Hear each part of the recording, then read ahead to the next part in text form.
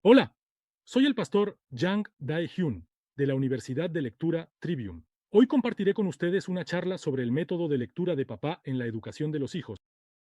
Hoy tendremos un tiempo para revisar de manera general la mentalidad, los métodos y las técnicas que los padres deben tener en la educación de sus hijos, independientemente de lo que sea, ya sea lectura, escritura o educación de los hijos en otra dimensión, nuestra.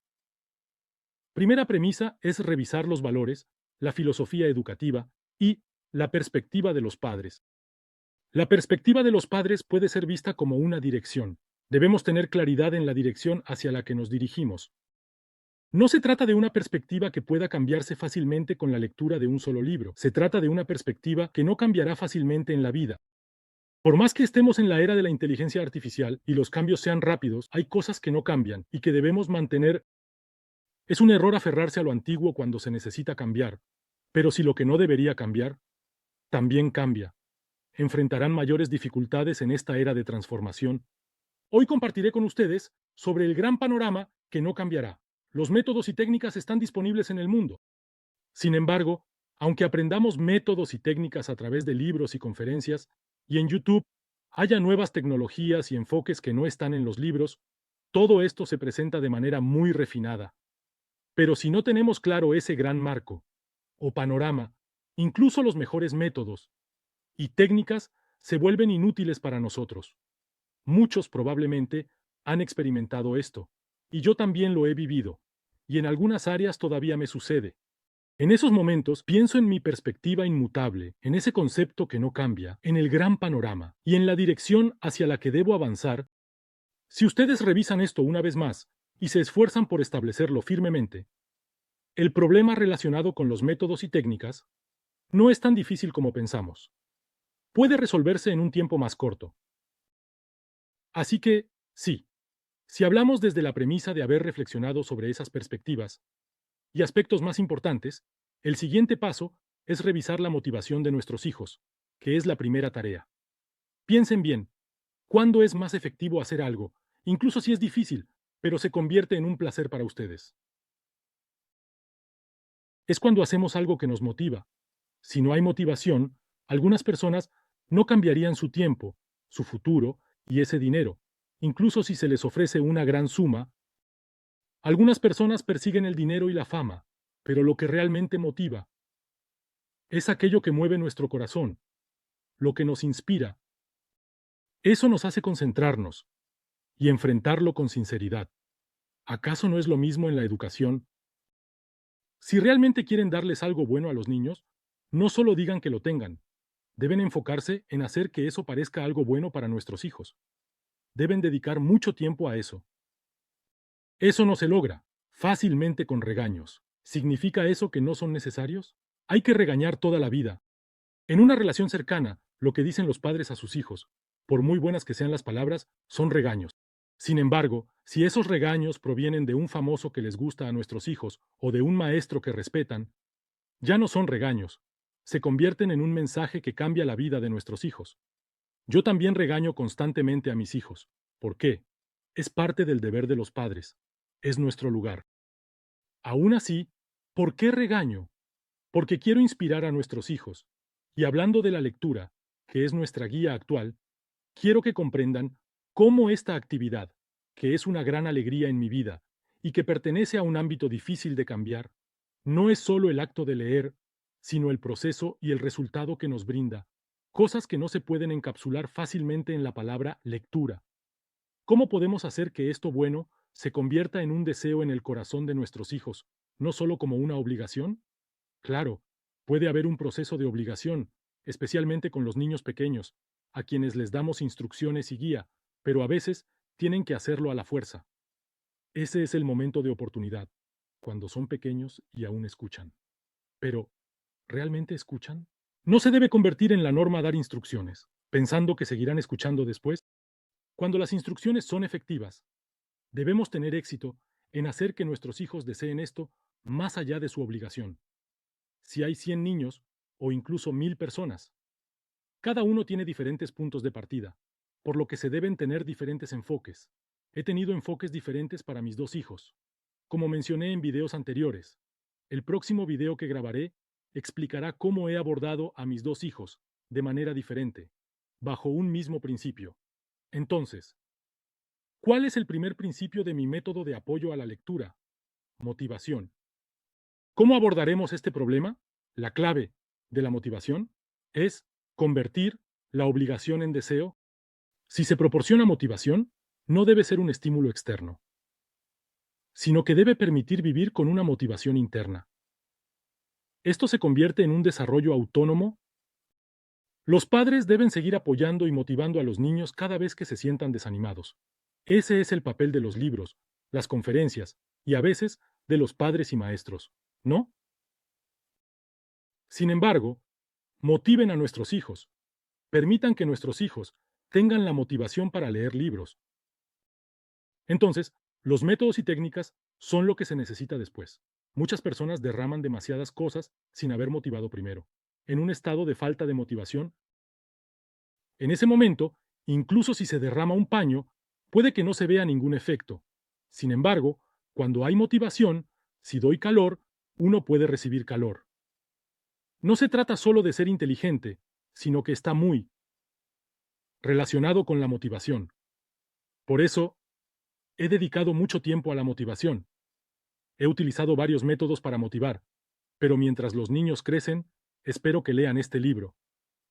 Me gustaría que tú trataras este tema. Por supuesto, hago sugerencias. Sin embargo, casi todas las decisiones las tomaron los niños por sí mismos. Sin embargo, mostrarles a los niños qué hay en el mundo es responsabilidad de los padres. Pero dejar la elección del tema que estudiar a los niños fue mi decisión. No les dije, esto es muy bueno, tú debes hacerlo. Por eso, no forcé a mis hijos a leer libros clásicos. Casi no los leyeron. Amigos, los clásicos no son simplemente libros buenos y reconocidos que son antiguos. A veces, esos clásicos son difíciles y los niños no quieren leerlos. Entonces, ya sea que lean cómics, cuentos originales o libros de no ficción en áreas que les gustan, en ese proceso de lectura se aplica un verdadero método de lectura clásico. Lo que se llama clásico no se refiere solo a lo antiguo, sino a un proceso de aprendizaje que establece las capacidades del trivium, que enfatizo como realmente efectivas. No renunciaré a ese método de lectura, y seleccionaré los temas que los niños deseen.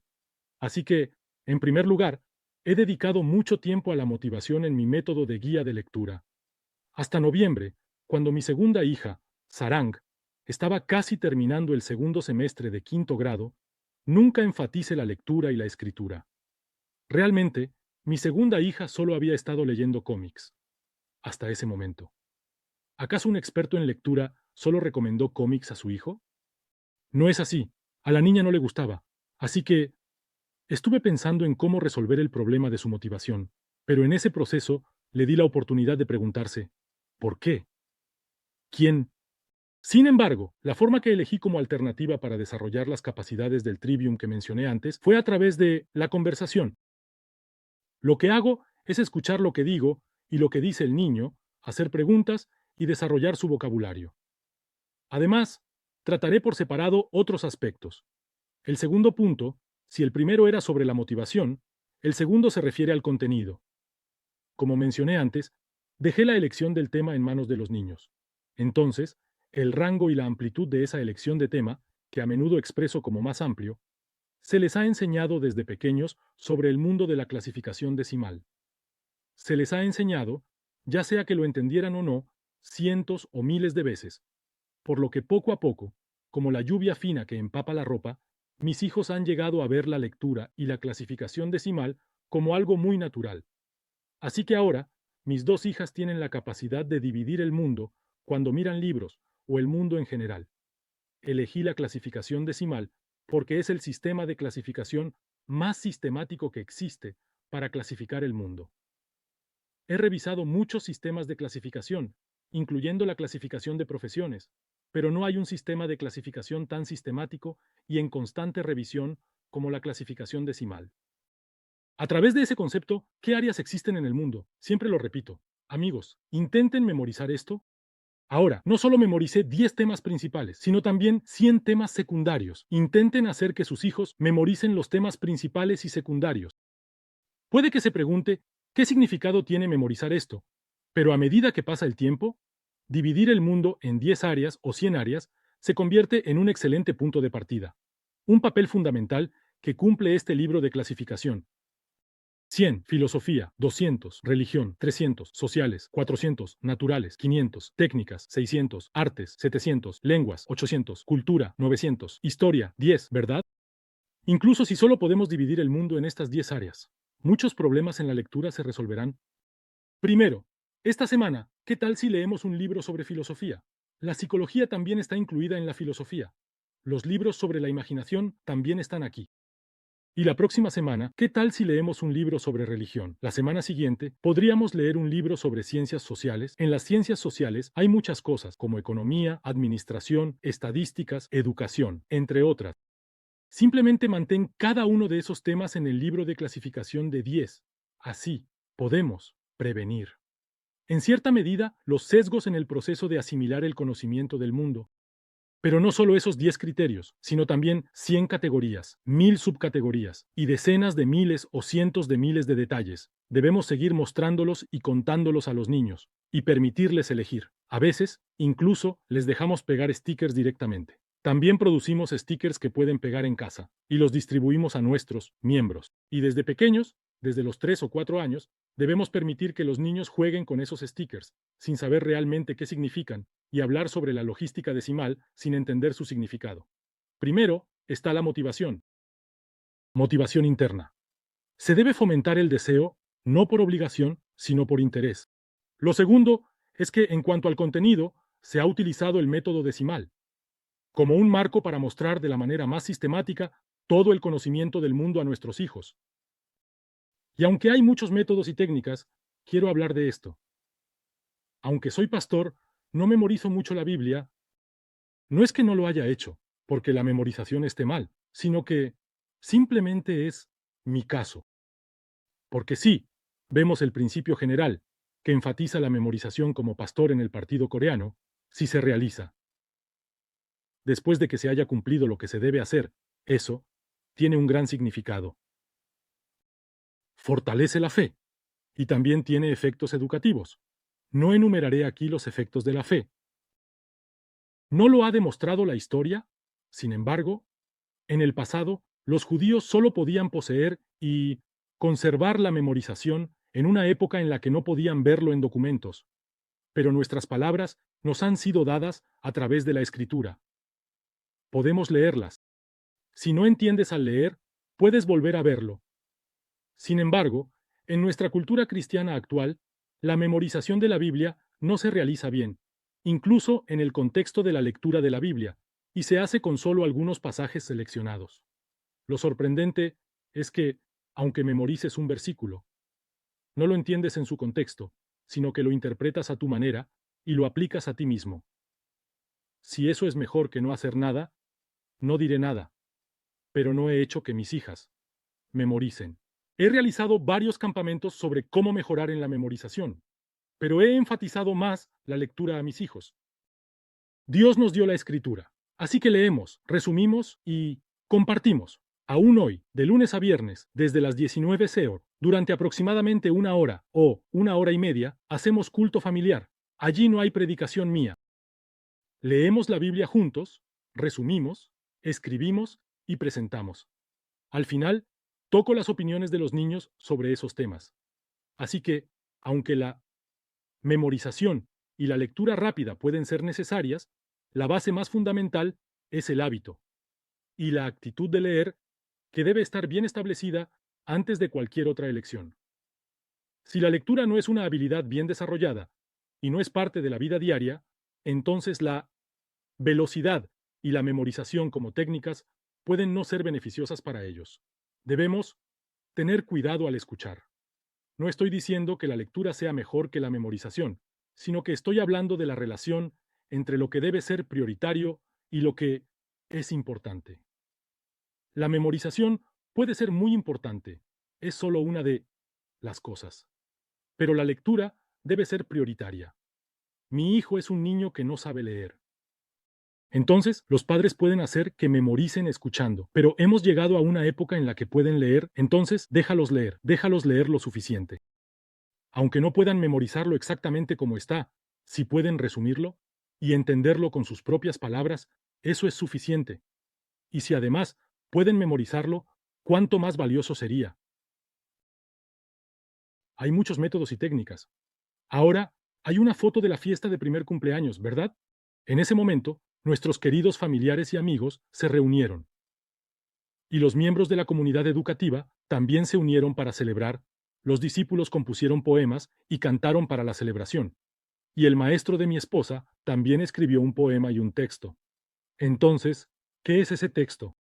Antes de esta reunión, pasé tiempo orando y reflexionando y escribí algo. Luego, tuvimos un tiempo para compartir eso durante la fiesta de primer cumpleaños. En la foto de cuando tenía 3 años, estoy leyendo un libro. ¿Cómo se llama eso? Si el tiempo que mi esposa dedicó a leerles es 100, yo probablemente no llegaría ni a uno. Mi esposa realmente se encargó de que los niños leyeran, hasta que yo comencé a guiarlos en la lectura. Ella manejó muy bien que los niños leyeran libros. Yo solo estaba actuando. A veces, actuar es bueno. Lo cierto es que dejé la parte de leer libros a mi esposa, pero en el caso de Joa, desde el primer año de primaria, yo asumí casi el 100% de la educación en lectura. Así que dividimos los roles de esa manera. Ella leía, a veces jugaba, y mi papel era llevar a los niños afuera y jugar con ellos mientras conversábamos. A los 5 años, siempre que estaba presente, yo estaba sentado, y su madre también, y se podía ver que estaban estudiando. Por eso, Joa pedía un escritorio, ya sea para ver libros ilustrados, dibujar, o en la foto actual, armando un rompecabezas. Y a los 15 años, eso significa que está en primer año de secundaria. También hay fotos de ese momento. A los 16 años fui a Canadá durante un año sabático. En ese momento, Koa, que lleva la mochila, se inscribió en una escuela de Jiu-Jitsu en Canadá. Después de registrarse, creo que iba a entrenar unas 3 o 4 veces a la semana. Así que, en cuanto a la educación en lectura, el Jiu-Jitsu ocupa una posición interesante, ya que la educación en lectura pertenece al ámbito de la inteligencia. Sin embargo, reconocer algún progreso en el proceso. Antes de convertirse en adulto, en el ámbito de la inteligencia y la lectura, no es fácil. Sin embargo, en el deporte se puede verificar el progreso personal un poco antes, cada vez que se entrena. Además, Joa lo hizo bastante bien. Así que, al ser reconocido y crecer en la escuela de Jiu-Jitsu, ¿qué hay de la relación con los amigos adultos que conoció allí? Creo que también he tenido una influencia positiva en el aprendizaje de la lectura mientras hacía homeschooling en casa. ¿Por qué? Para no decepcionar a esos amigos adultos que piensan bien de mí, trato de mostrar que, aunque no asista a la escuela, estoy estudiando con dedicación. Esa actitud se reflejó mucho en Joa. Y arriba, a los 17 años, fui a Polonia, el 2 de septiembre, durante el segundo semestre. De primer año, de secundaria. Estuve allí solo durante 3 meses. En ese momento, capturé la imagen del teléfono con el que estoy haciendo videollamada, desde casa. Así que parece que me corté el cabello ese día. Son recuerdos de un primer viaje independiente a Polonia de mi hija de 17 años. En ese momento dije que no era necesario leer. Ni un poco. Durante esos 3 meses, simplemente me levantaba por la mañana, iba al gimnasio del vecindario, me ejercitaba en el club de fitness, luego paseaba por el barrio, compraba cosas en el supermercado, iba a cafés, leía libros y hablaba con la gente a mi lado. En cierto modo, eso fue todo.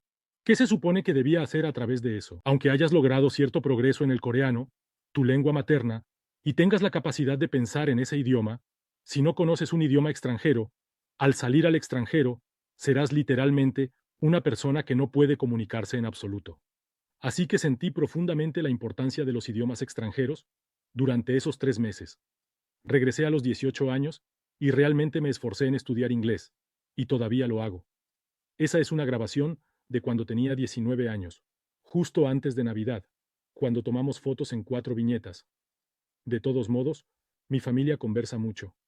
Ahora, Joa, que tiene 20 años, está trabajando como entrevistadora en el libro de Wung Dal, y también está colaborando con el director Wung en ese lugar, no solo como una simple empleada, sino como una colaboradora activa.